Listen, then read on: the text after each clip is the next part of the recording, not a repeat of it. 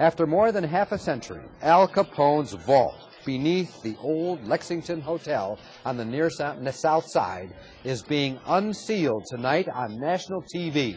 And the question, of course, is, what will the vault yield? American dollar bills? Booze? Bones? Who knows? The huge concrete slab covering that vault will be removed by a bulldozer, which had to be dismantled in order to get it into the basement. Phil Walters is standing by with a minicam at the old Lex Hotel with more on the legacy of Scarface.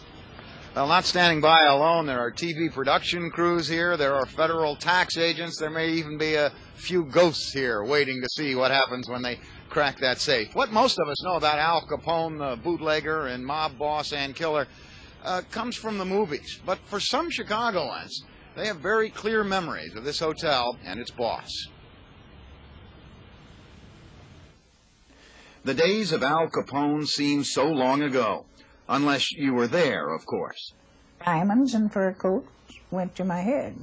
Rio Burke was a band singer who started at Coliseumos on 22nd Street. It headlined names like the great Al Jolson, and in smaller type it said A. Capone, owner.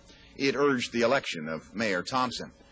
Rio Burke married a top Capone lieutenant, Dominic Roberto, in 1924, and until her divorce 5 years later, Capone was a regular family guest. Every time he was there, he was just a perfect gentleman like you'd be at anyone's home. And then, of course, the time that politician was killed, I forget his name now, he stayed in our home 8 days and never went out. We'd be sitting there waiting for the dawn. We said, well, I wonder where there's going to be a body this morning. They usually dump the bodies out in the county. Walter Spurko was a City News Bureau cub who first called in news of a different sort of killing, a massacre, 7 dead on St. Valentine's Day, 1929. It made Capone and Chicago world famous in a new way.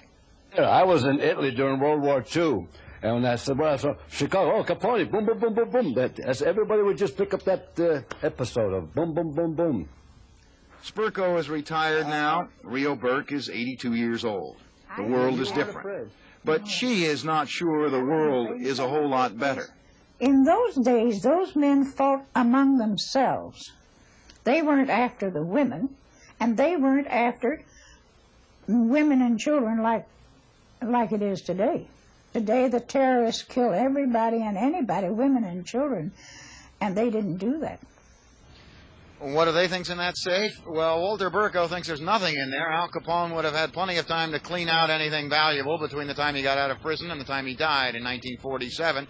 She, however, thinks she will find something in there. Bones. The bones of his enemies. Walter? They have not looked, Philip. As far as you know, nobody knows what's in there, and Channel 9 is going to have a 2-hour special on the hunch that something's in there. Well, yeah, I know what you're saying, but I have to assume that anyone in the broadcasting business, if they said they didn't know what was in there, it must be that way. Oh, boy. Okay. Thanks a lot.